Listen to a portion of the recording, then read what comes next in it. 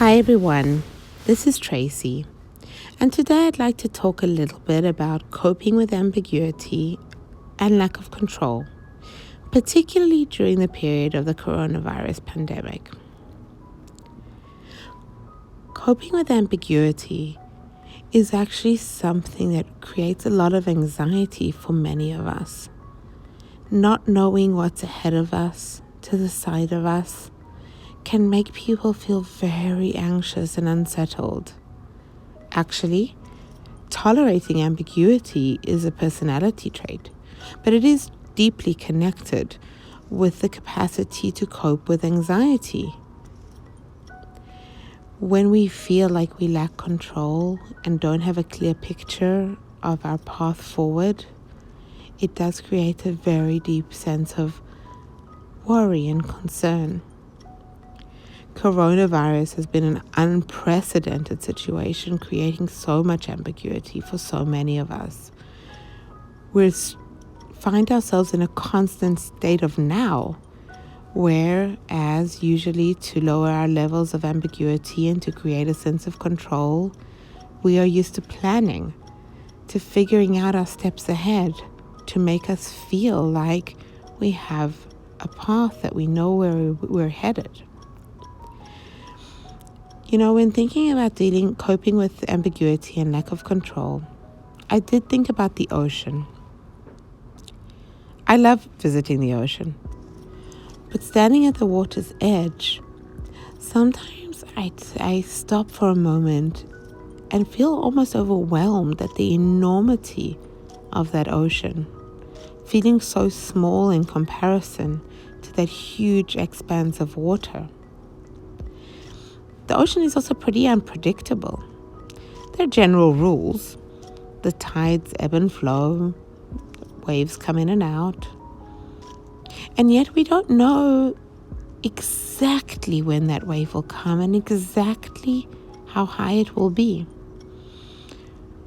Who has not built a beautiful sandcastle on the water's edge, just far enough to be out of the water's reach, only to find 5 minutes later that a bigger wave has come and the water has come streaming into our beautiful masterpiece, sometimes even destroying it.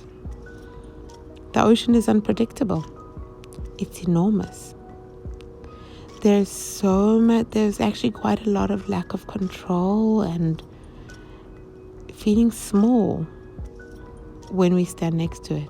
And yet, so many of us love holidaying by the ocean, beach vacations.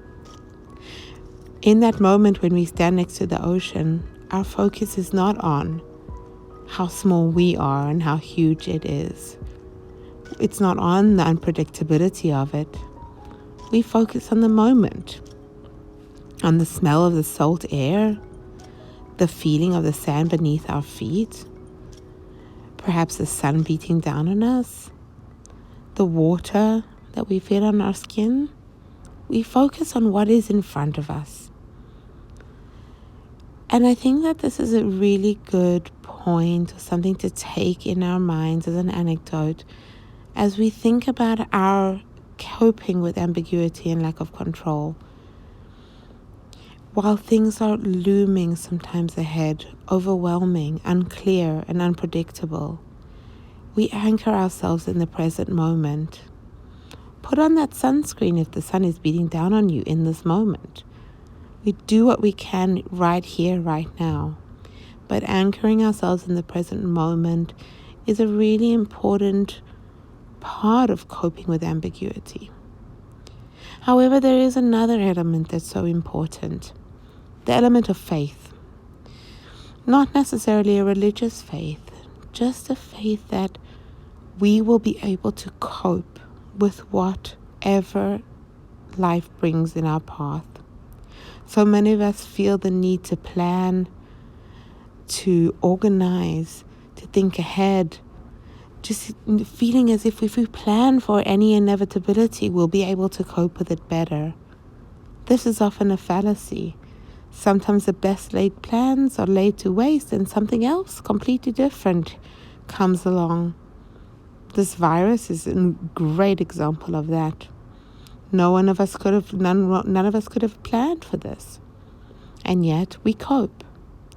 Having faith in our capacity to cope with what is ahead when it comes, as it comes, is really important. Having the faith that no matter what, we will find the strength to deal with what's ahead. That no matter what, all will be well. I think the grounding in the present moment and the faith that we will manage when whatever happens in the future just arrives at our doorstep. These are really important parts of learning to cope with ambiguity and lack of control.